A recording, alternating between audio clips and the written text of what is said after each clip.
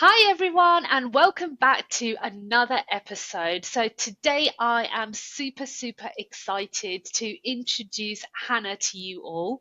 Now, Hannah has spent the last 20 years working in IT consulting, which does include doing multiple ServiceNow implementations. She now specializes in stress and burnout. And I just want to say a huge welcome to you, Hannah. Thanks for coming on the show. Thank you so much for having me. I'm looking forward to our conversation. Oh, that's wonderful. So, for anybody who doesn't know Hannah, you've had a real big career within the ServiceNow ecosystem and IT consulting. What made you shift your focus to burnout? So I think that it won't come as a surprise that it's a personal experience that has led me to where I am. It wasn't an immediate career change. So I experienced burnout back in 2013, so about 12 years ago now. And it wasn't an immediate shift because actually, for me, it took me a long time. It took me many years to recover from burnout, but also really understand what had happened to me. But it was such a significant experience that it kept showing up in different ways in my work. So for me, the worst thing about burnout was that I felt that I had lost a sense of who I am as a person, and I didn't feel like I didn't have the joy in my life anymore. I didn't know what inspired me anymore. And I really felt like, there's this saying of being a shell of yourself. I felt empty. I felt like I was a shell of myself. I was able to turn up and perform well at work, but I wasn't feeling myself. Um, and so in my recovery, I didn't understand what was going on with me when I was in burnout. And I certainly didn't understand that actually there had been warning signs about the levels of stress I was experiencing for a number of years, because I just didn't associate all of those warning signs with stress. So it's taken me a long time to kind of put the pieces back together and really see what happened. But as I said, it kept showing up for me in different ways. For example, in my role as head of management consulting, it was so important to me that my team, yes, of course, we're consultants. We're going to experience pressure. Consultants fly by the seat of their pants on a daily basis. That's our job, right? But not unreasonable pressure and not unreasonable stress, and also to look at the big picture of the other things that are going on in these individuals' lives, because these are not, I don't I don't like the way that in management consulting we often refer to resources in the same way as we'd talk about paper for the printer, and that we're actually referring to people. These are real people with real lives, and they too could experience burnout because it could happen to anybody. And so it became a bigger and bigger thing for me as a manager to then create an environment that was a safe and a positive space for these individuals to work in. And so it kept showing up in my career in different ways until I thought, I really want to to share I want to share my experience. I want to normalize the conversation about stress and burnout. And I want to share what I've learned and share the tools that I have with other people, and make a difference in their lives. Yeah, no, definitely. And it's really it's fantastic that you're so open to talk about, that that's where it all stems from. It's from, from a past experience. Where you said, it was over a period of time, it kept showing up in different like ways. Like how did it how did it show up where you were like, oh, Hmm. you know, Okay. something's not quite right, but I'm sure it's normal. Like what were those sort of signs? Okay. So I think there are two ways I could have taken that question, and I think both of them are worth exploring. So one of them is, I said that there were warning signs, right? I said that I was heading into burnout. And in fact, I went to see a homeopath 2 or 3 years before I was in full burnout.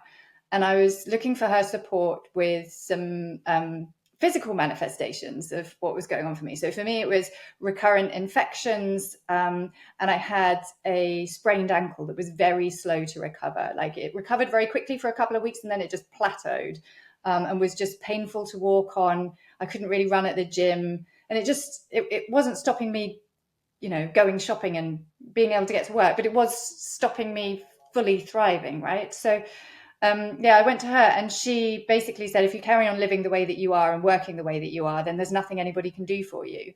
And I felt very let down in that moment, unsupported, misunderstood. Like, I'm a project manager. This is how I have to work. project management is inherently stressful. I am, inherent in being a project manager is managing multiple people, trying to deliver against tight time frames, because this project I was on had zero contingency. And I really do mean zero. We were managing it by the hour. And so I felt that she completely misunderstood me, and I didn't have a choice. As far as I could see at the time, I didn't have a choice. Now I see what she saw, right? Now I see that when I was presenting to her, I was no doubt showing up with an anxious energy about me and just being like, I can't even sit still. I'm, I've got all these things I still need to do tonight. So there will have been that she saw in me. But also, as I described what was going on for me, like I had acne problems, and she no doubt was able to ask me the holistic big picture of my health, which actually told a different story to the one that I thought it told. So I thought that I had all of these independent, completely unrelated things going on. But in fact, everything I've just described is to do with stress. So I'm not saying that stress is the sole cause of acne or the sole cause of infections or a slow recovery from something like a sprain, but stress affects every single cell of your body.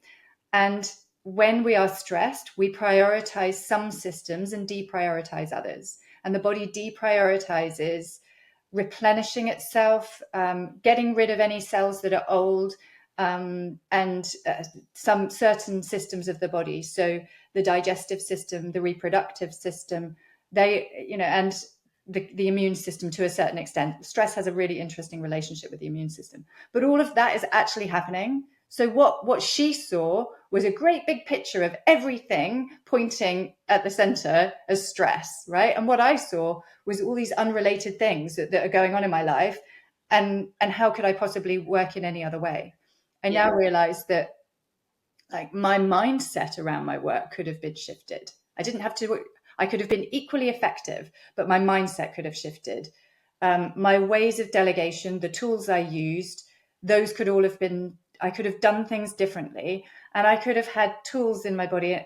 And I mean, tools in my kind of kit bag. This is the terminology I use to manage stress, like breath work and other body practices, which would help me manage stress. So it's not as hopeless as I thought it was. There were so many more options available to me, and she saw the picture. I only now see it.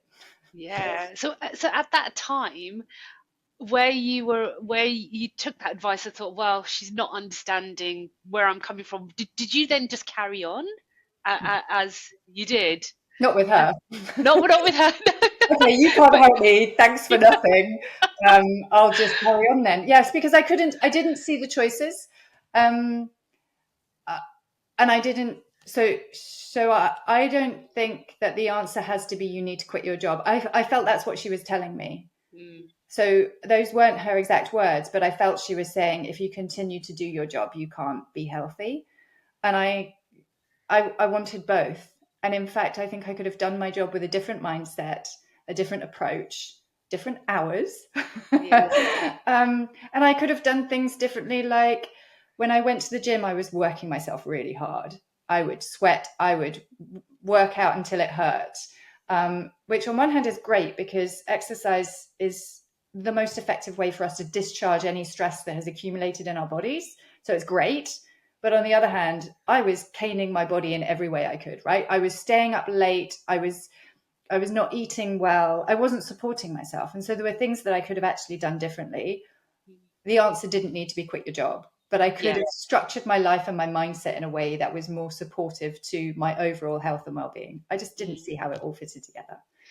And for anybody that's going through that right now, like what is that mindset shift that they need to make?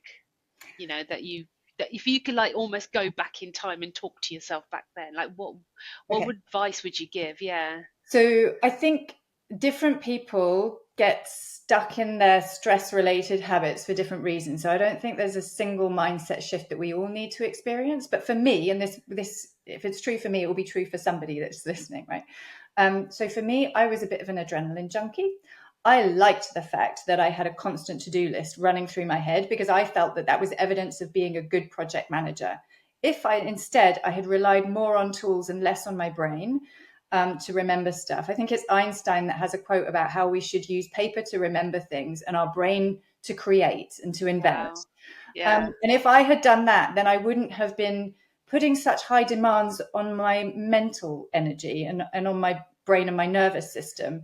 If I had used tools more than using my brain, and if I had actually allowed myself to come down a bit more from that adrenaline state, I ran like that. Like, I struggled to get up in the mornings. I didn't want to get up in the morning. It felt like a real drag. Oh, here goes another day, Groundhog Day. But then I would get the coffee and I would go flat out and I would be in adrenaline mode. And then I'd go to the gym and I would work out in that mode. And then finally, and then I'd work at home and then I'd finally collapse into bed and wonder why I wasn't sleeping. Yeah. Yeah. And the alarm clock would go and I'd be like, oh, it's the morning again and I have to do it all over again. So Yeah. what shift, your question was, what shift did I need to experience? Or yeah, or what mindset shift would you, if somebody's going through that phase of where, and it's true because the way I look at it is I think to myself, well, if I've got lots of adrenaline, that means I'm super motivated, I'm Mm, charged up. And if mm, I'm the opposite, I think, gosh, I've lost my mojo, I've lost my yes, motivation. And I yes, think that's how we're programmed, right? yes, So yes. yeah. Yes, so I think it's about striking that balance, isn't it? Because there is sometimes I talk about how there's an upside to stress and there's a downside to stress. And what we're talking about right now is the upside. So that actually under pressure, we can get ourselves into this kind of highly motivated, highly productive, adrenaline flow state of some description where we are kind of wired and high performing.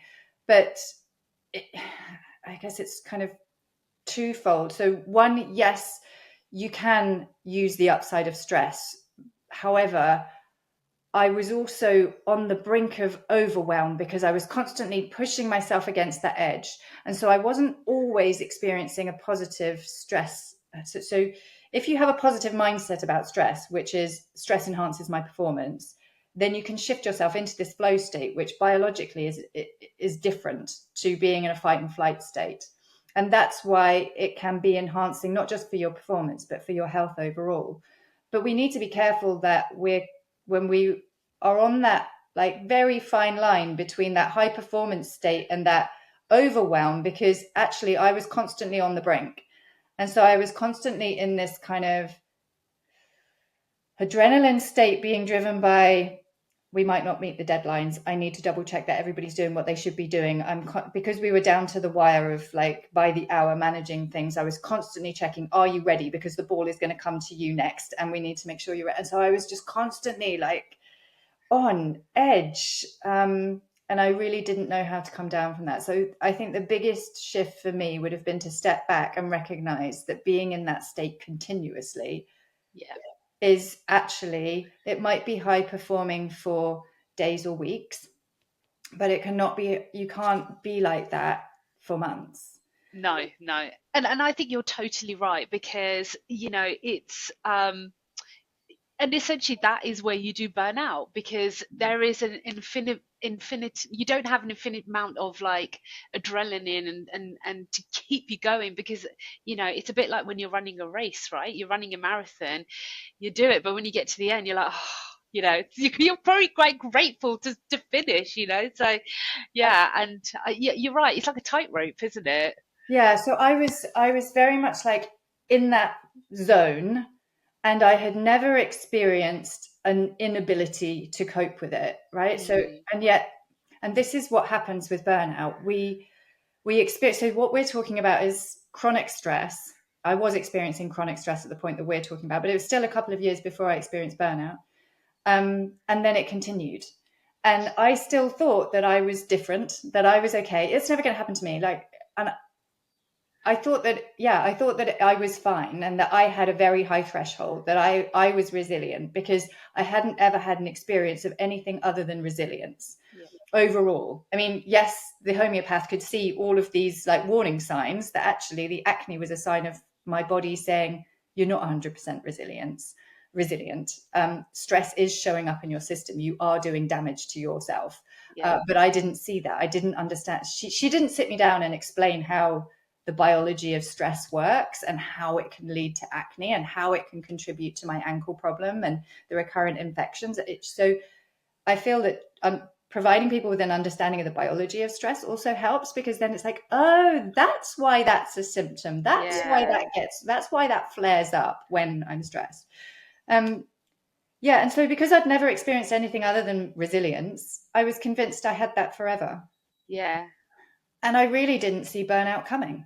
So it takes years in my case, and perhaps months for some, but I think that most people who experience burnout have actually been in a state of chronic stress for years. And suddenly burnout is a drop off a cliff. Yeah. Because so you have all of these symptoms of chronic stress, and I've described some. Other people experience digestive issues.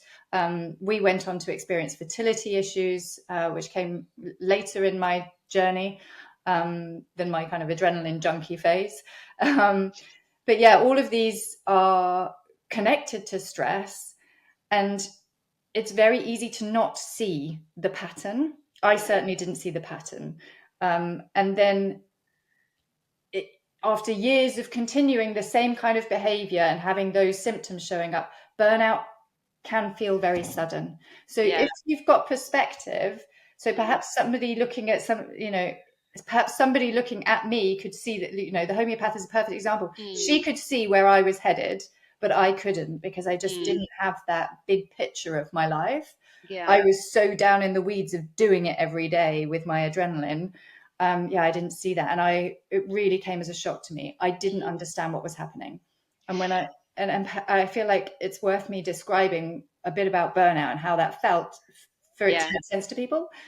That what felt like I hadn't shifted, I hadn't changed anything significant. And yet suddenly I was losing myself. It seemed sudden anyway. And I didn't know how to get back to myself. So I was doing all the right things, as in pursuing the career. I enjoyed my job. I enjoyed the colleagues. I enjoyed the clients. And none of that had really changed that much. But then I was finding, I also am very motivated by recognition. And I was getting a lot of recognition for being, for delivering amazing client work, massive transformation program, business cases. And so I was creating these business cases for multi-millions of pounds, and they were going on to implement them. And yeah, I was getting a lot of recognition, and then I was investing more of my time and more of myself into my work to get more recognition. And I was on this hamster wheel, and I didn't see it. And as I did that, I was giving up things that are also important to me, but I was losing perspective. I was beginning to stop seeing friends so much because I didn't have the energy for that, or I've got too much work to do anyway. And we happened to move house at the same time, which kind of compounded things.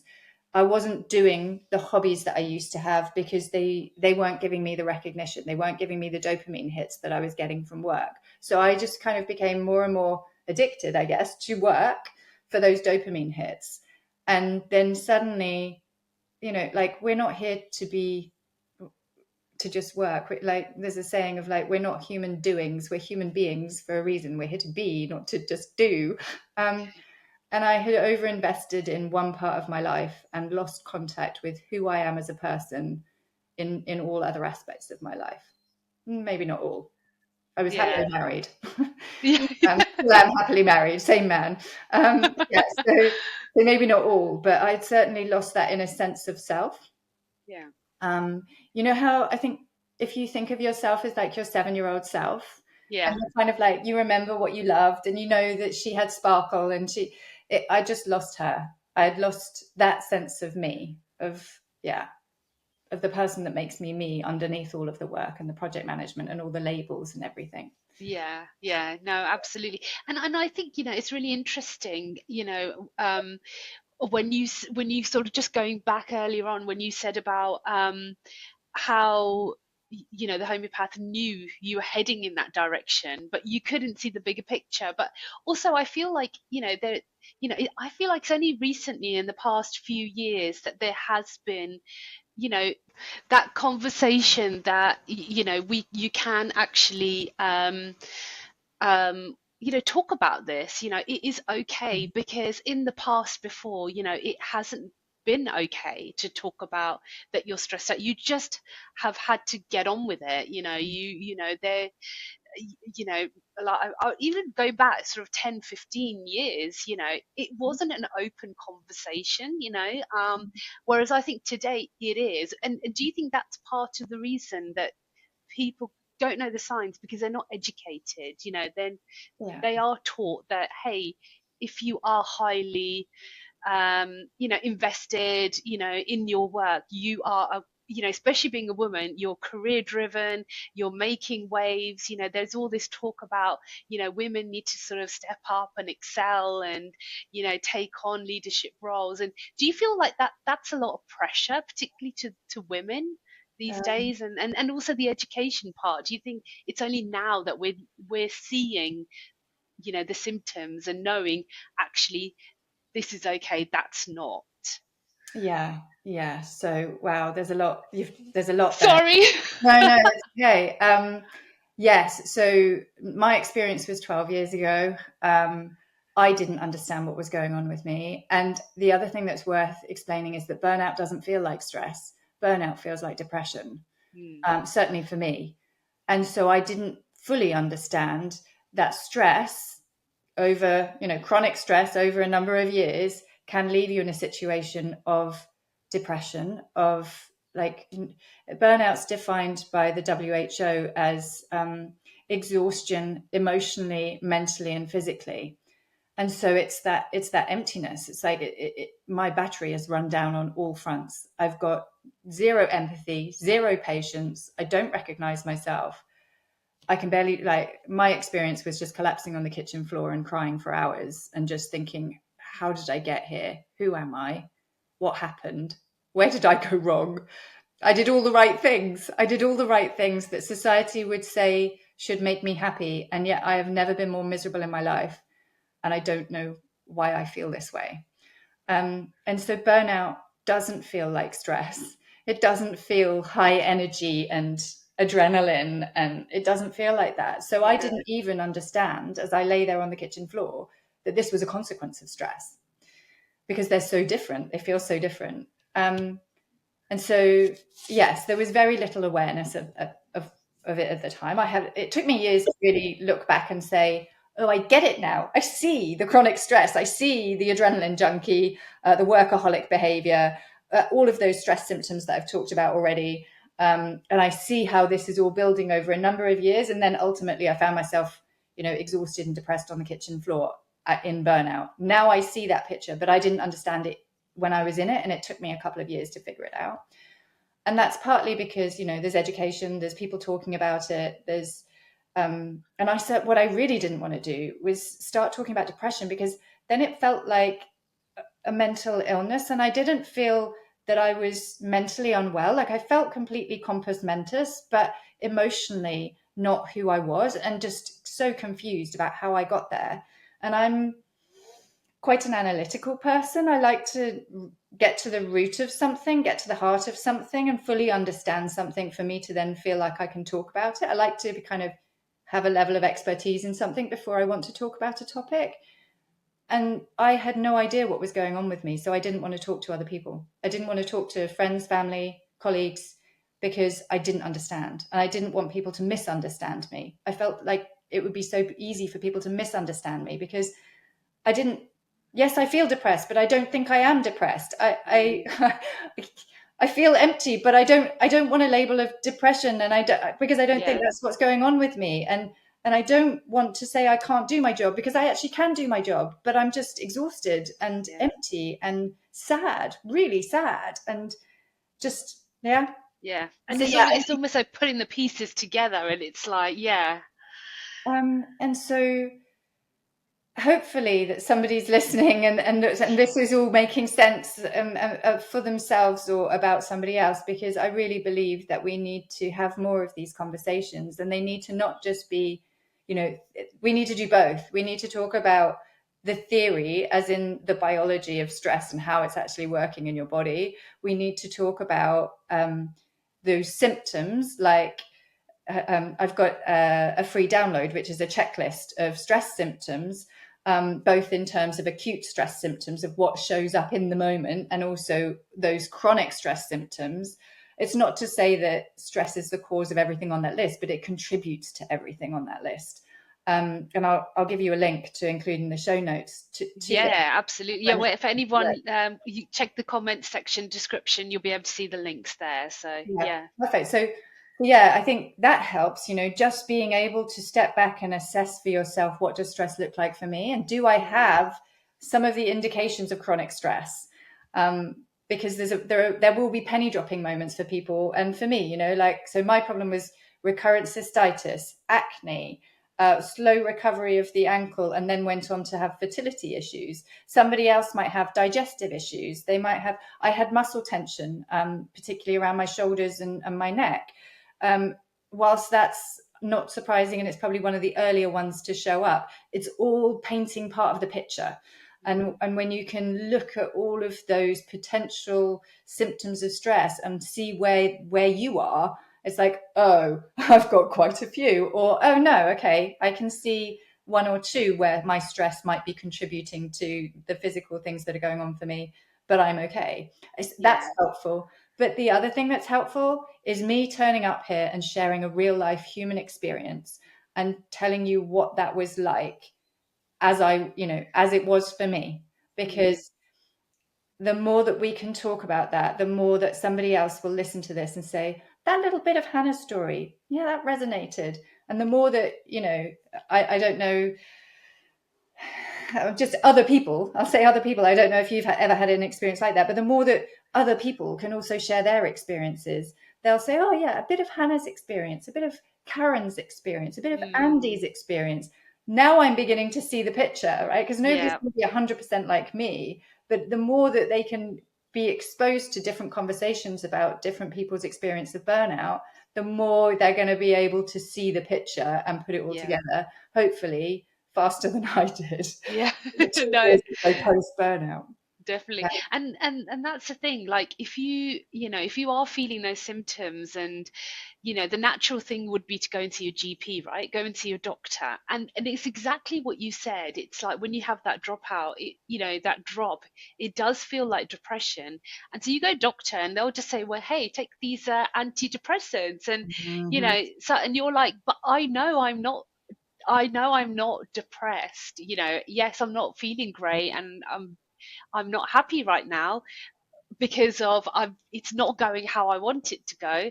But actually, there's something else, and I feel like that if you go and see a medical practitioner, that is their response, which probably would help in the short term, right? Yeah. But for you, what would you say are those long term kind of things people can do to help them get themselves out of it without having to resort to, let's say, antidepressants or anything like that? What do you suggest, Hannah?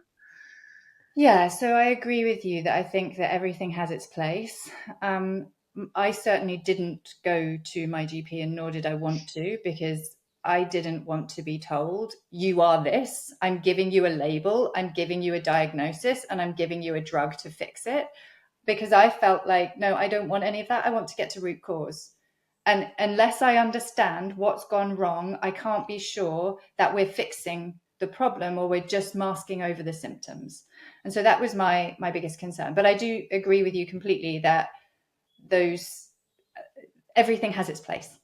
And for some people, antidepressants, especially for the short term, to help you get through a difficult period whilst looking at long-term solutions, I think it has its place. But for me, I really didn't want to go down that route, and I didn't even want to have the conversation. I didn't want to be labeled. I didn't want to over associate with the state that I was in. I was like, I am in a bad place, but I'm going to get myself out of here. It's a temporary thing.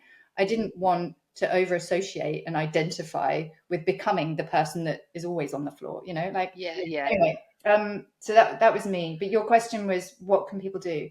The biggest thing that I've seen to create the shift, and in fact, I'll share my experience of this as well, is about getting clear on your values, your core values, because I believe that anybody who ends up in burnout has deviated off of the path of following what's true for them, what's important to them.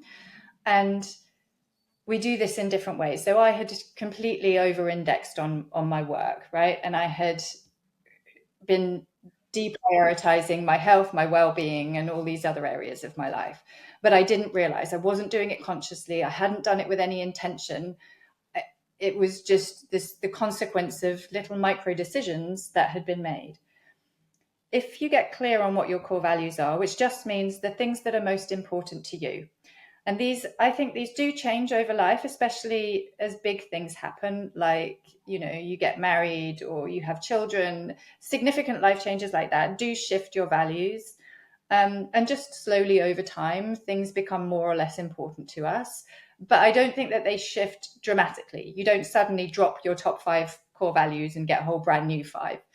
And so this is effectively understanding your inner compass and what makes you happy and what is success for you. And when we get disconnected from that, we are not making conscious decisions about our life. We're like, well, I mean, I guess I want the promotion, because doesn't that sound like the right thing to do?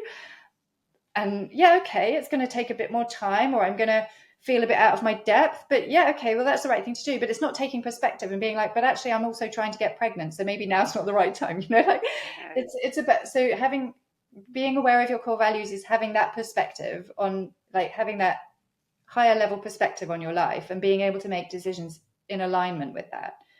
And so when I've worked with clients and they've worked through their values and they've seen what those are, they have these penny dropping moments of like, of course I'm where I am now, because I can see that my friendships are one of my top 5 values, and I keep telling my friends I can't see them.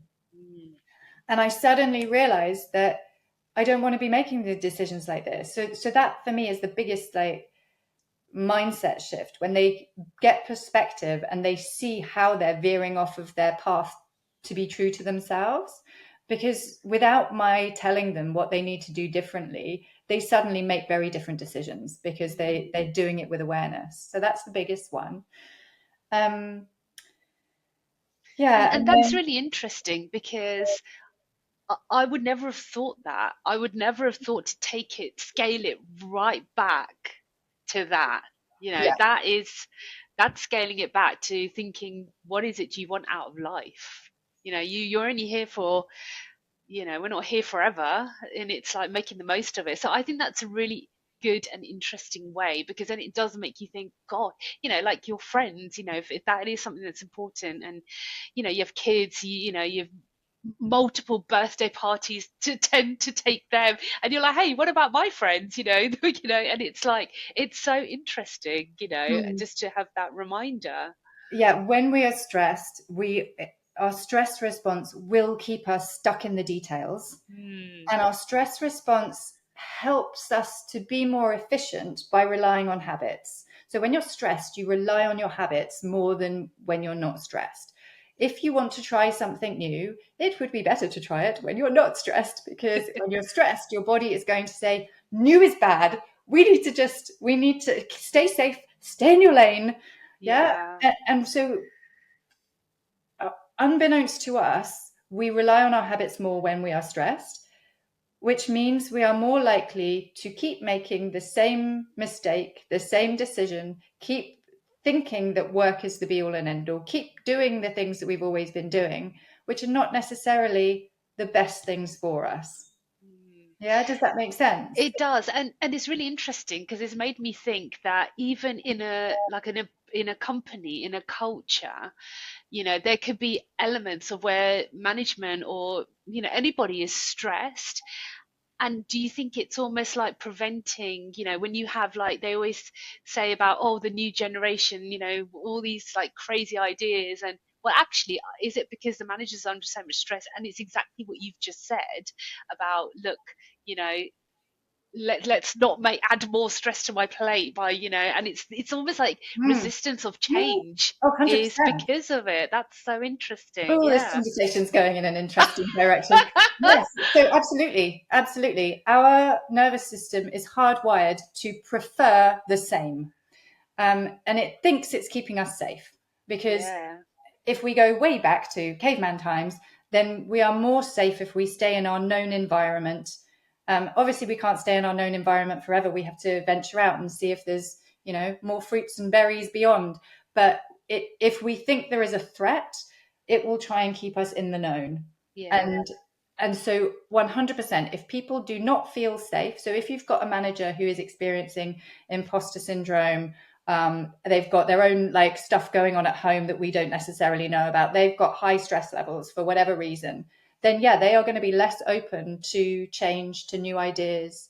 And the same goes for the workforce, right? If you're trying to roll out a change program, so if we put it in the context of ServiceNow, if we're trying to deliver a digital transformation into an organization, we are going to hit resistance if those people feel unsafe. And so the more that we can educate them on the journey that we're trying to take them on, the more that we can make them feel safe, the more likely they're going to be open to these new ideas and new ways of working. So psychological safety and ability to deliver change into an organization are very, very closely tied. And I think that people who work in change management realize this, but managers who think digital transformation and cost savings associated is the right thing to do aren't necessarily thinking about how do we bring people on that journey. And it's really, and stress is part of it, or dealing with the things that make people feel unsafe and therefore stress. Yeah, I mean, I kind of, from a recruitment perspective, I see it when people come to me saying, "Look, I don't enjoy working where I am," and a lot of the time it's because two companies are merging, right? There's been an acquisition, so there's all this change happening, and they're like, "Oh, I don't like the new management structure," or, "Oh, the work's changed. It's not how it used to be. I'm overloaded with work," or, you know even to the other point where they just don't have enough work, and it's the stress of, oh God, does that mean I'm going to lose my job? Am I out? So there's all these like factors that sort of really play into it, but no one pinpoints it back to that point. And and it's about what you said as well. It's about, if you are that management and there's an acquisition happening, it's making sure that everybody feels safe, or those that are going to be safe do feel it. Yes. But the more that you can be transparent, we don't like the unknown. Okay. Yes. So the more that you can be transparent about what's happening. So if somebody is at risk, then to be as transparent as you possibly can be in the communications with them, rather than, because they're going to assume unsafeness and they're going to assume the unknown, right? When there's all this change going on. And so I recognize that it's challenging, because if you're going through an organizational change, then you can't necessarily always be as transparent as you might be. That the transparency and the communications evolve over time. But the more that you can explain to, and the more that you can offer them empathy, and the more that you can listen to them and say, what are your concerns? And some of those concerns might be addressable now. So you might be able to reduce some of the stress that they're going through just by having more regular conversations and sharing what you know, and explaining that, yes, we've gone through a merger. None of us really understand what the future is going to look like. Yes, it means uncertainty for all of us, but we can support one another. Right now, we know that you all do really important work. Just setting that kind of environment is going to help them navigate that path. And it will be inherently stressful. And even from, like, say, a ServiceNow point of view, where you're implementing on a customer site, it's letting the customer know that you're listening to them and you understand and taking the time out. 100%. Yeah. So we could also take this into like conflict resolution and difficult conversations, right? So the prefrontal cortex is the part of the brain that has empathy in it. It has logic. It has reason. It's our higher level of thinking. It's what sets human beings apart. It's that bit of the brain. It does not perform well when it's stressed. The brain shuts down, so its activity diminishes. Its activity is elevated when we're in that flow state of high performance. Yes, there's a sense of pressure, but we feel like we can do it. Like we feel like we can find the answers. We'll figure it out. We'll get to a solution. When we feel like that, this part of the brain is actually higher performing. There's more activity in that part of the brain when we're in that state. When we're in fight and flight, there is less activity in that part of the brain. So what I'm saying is when we're stressed, we lose access to our empathy, our logic, our reason, and yet we get stressed in difficult conversations when we most need to be empathetic, when we most need to use our reason and our logic with somebody. And so examples like getting a complaint from a customer, or having to deliver bad news, the project's going to run late. And if you're stressed as you walk into that conversation, you are losing the ability to engage with the person you're talking to, feel empathy for what they're experiencing, and navigate that conversation with all of the faculties of your brain that you most need. So it's so interesting. Yeah. That relationship, that stress, that, there are these amazing pictures from scientific studies showing, what's happening with that part of the brain when we're stressed, and what we lose. Wow. Losing That's empathy incredible. when we're trying to have those difficult conversations, and we need it most. Which is when you need absolutely. Oh, this is like eye-opening, Revelation. and a revelation, and I think like the golden kind of question that I have, and I'm sure a lot of the listeners have, is okay. This all sounds great, and and I get it, and I feel it. How do I fix it now, right? So, how do I make sure that my stress is at that optimum level where it's enough to make me motivated and excited, but it's not going to stop that part of my brain from delivering 100%. Okay. So there are gazillions of different stress management techniques out there.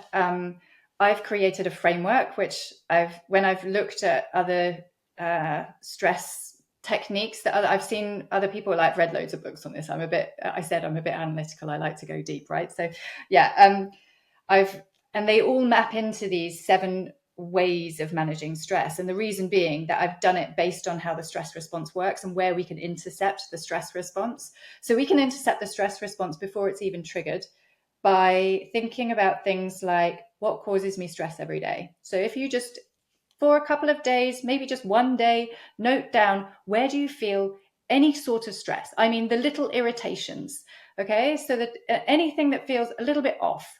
And that would include, you always lose your keys in the morning. Trying to get the kids out the door is a nightmare because we can never find their shoes because they just discard them all over the house. I'm not saying that I'm perfect in this. I'm forever looking for my daughter's shoes, okay? But these are the things that can add to our stress bucket through the morning when we're just trying to get out the door, right? If you can notice those things and be like, okay, I'm going to use my problem-solving mind because I'm not stressed about it right now, so I have access to my logic and my reason. How can I best fix this? And so you can, and then if you fix the fact that daughter's shoes are missing every morning and the keys are missing every day, and other things like that, like little things, right? You're reducing your stress load, and you're removing the stress from your life before it's even entered your system, right? Before it's even triggering your system. So there are a number of ways. That's like the earliest point in the stress cycle that you can intervene. But then you can also intervene once you've noticed it. You can and you can do this in a number of different ways. So you can reset or reframe the way that you're thinking about the situation. For me, I experience overwhelm when I am experiencing stress that is challenging for me. For me, it's this sense of overwhelm, and I almost feel stuck and just like, oh my god, my brain is just, there's too much. There's just too much. Yeah. And so for me, one of the most effective tools is to write it all out, to create a mind map and see the relationship between all the stuff that's going on. And some of it will be work, and some of it will be personal. And then when they begin to fall into categories, I'm like, oh, okay. And then I can see. Almost like a diary, do you think? I do it as a mind map on a single A4 page. Okay. So what's a mind map? Do you, yeah. So it's like a spider diagram. Okay. Where you're kind of like, so these are the thoughts that I've got going on. And it's like, okay, well, that's a thought that's to do with work. And it's a thought that's to do with this particular client. Oh, That's a interesting. thought that's to do with work, but it's to do with our pipeline, and we don't have enough work coming in. So it's to do with sales and pipeline. That's a thought about my personal life, and that's to do with my mum. That's a thought about my personal life, and that's to do with my home and daughter and married life. Like, then I begin to see that there's like, okay, these are the big themes of the areas that I'm worried about. This is an immediate concern and I need to do something about it today. Then you can begin to sort of turn it into, but what do I need to do now? Right? Wow. You Yeah. work back from, okay, so this is the Mm. stuff that I can ignore for this week. This is the stuff I need to do something about this week. And then suddenly what you're doing is you're shifting yourself out of fight and flight Yeah. into what's called the challenge response, which is what we've talked about, this like high performance state where you do not just have access to the prefrontal cortex, but it is performing, it is firing Wow. for you. That's amazing. And Yeah. so that's a simple tool that I use to get myself out of overwhelm, which is fight and flight, and into a very like, how do I get my mind to start problem solving for me? And Yes. by Yeah. calling upon its problem solving capabilities, the prefrontal cortex comes back online and I begin to chill out, right? And I can Yeah. see, I get perspective. Again, it's like that trying to distance yourself from it all to get perspective. Yeah. But there are also I love to talk about the hacks that we can use from our body. So I've got probably more than that. So 2 big yoga teacher trainings under my belt and some smaller ones as well. So breath work is really powerful. So if you're going into a stressful conversation, just doing some long, deep breathing, trying to take your breath deep into your belly, as simple as that, that's really powerful. In fact, I'll share with you a technique called the physiological sigh, which I think is the quickest way to discharge stress in an instant. That's not to say it rids your body of all stress, but it's the quickest way to go from, oh my gosh, I'm going to have this really, really difficult conversation and my hands are shaking and I'm not sure I can do this, Yeah. to feeling like, okay, I can do this. So Yeah. we breathe. It's a breathing exercise. We breathe in through the nose. So you breathe in fully through the nose. And then when you get to the top, you breathe in again till you're really full. And then you pause just a moment. And then you breathe out as if you're breathing out through a straw. So really small, as long and slow as you can. I'm going to ask you to do it with me, Farah. Come on, say. Okay. For anyone who's listening and not watching the video, I'm doing it. So, okay, let's So do it. breathing in Okay. fully through the nose till you feel full. And then a sip in again at the top so that you're super full. And then out through the lips. Long and slow. Feel your shoulders dropping. Long and slow. So I've asked Farah to just do this once. Oh, wow. Yeah. I can feel my shoulders dropping actually. Yeah. Wow. And how many times would you do that? So if I only had a minute and I was going into, even if I was running late for a call, like Yeah. let's say it's 1 minute past or it's 2 minutes past and I know I'm already late, but I know that this is going to be one of the worst conversations I'm going to have today, give yourself an extra minute. Do that Wow. 3 And times. that's all it Do takes. that 3 times because as you go into that call, you are going to be higher performing than if you'd march straight in going, oh, I'm really sorry, Yeah. I'm late. Wow, that's amazing. So yeah, and it's so quick and it's obviously so powerful. So Yes. that's a great take. And just going back to your earlier point when you talked about the mind map. When for me personally, I do a to-do list, which I think is kind of similar.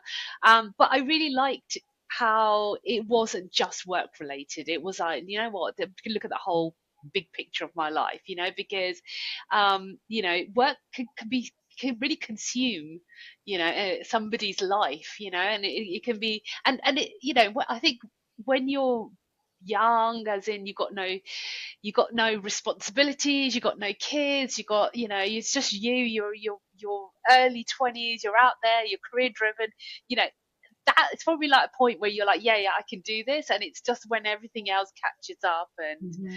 yeah, so it's really interesting. But look, I just love obviously the fact that you know so much, Hannah. I think it's absolutely incredible. And for anybody that doesn't know, Hannah can help you. If you're experiencing burnout, if you're experiencing stress, Hannah is somebody that I would highly, highly recommend. And I'll make sure that I link everything down in the descriptions below on how you can reach Hannah. But yeah, you can even simply reach her on LinkedIn. She'll be there to sort of be there for you. So look, I just want to say a huge thank you to Hannah for coming on today to the podcast. And just before we go, just one final question.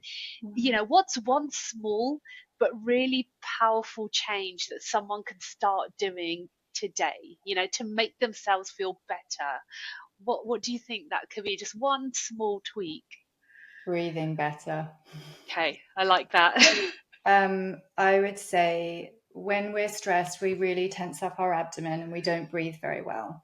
The vast majority of us do not use the full lung capacity. So using the physiological sigh is a great instant tip, but just, when you feel like you're getting disconnected and you just feel like you're becoming the headless chicken, even if you're, in overwhelm and you've decided you're going to start writing a to-do list or your mind map or whatever it looks like, Yeah, to just give yourself a moment to sit and try and consciously, intentionally relax around the belly area as yeah, much as you can, like undo the top button and try and use your abdomen as much as you can and fill up the full lung capacity, because it makes a massive difference to your nervous system. yeah.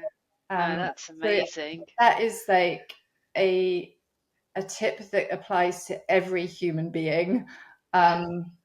Whether or not you're super stressed, I think that all of us can benefit from doing that a bit more. Like I practice yoga every day, but I'm sure if I added a few more pauses where I'm consciously breathing into my belly, I would feel better. And so that's true for Oh, everybody. that's Definitely. brilliant. Well, look, thank you so much, Hannah. This has been absolutely amazing. And I hope that everybody who's been listening and watching, has taken some real golden gems from today. So huge thank you. Thank you, Hannah. You're so welcome. It was fun. I enjoyed the unusual places that we went to. Yeah, brilliant. Thank you then.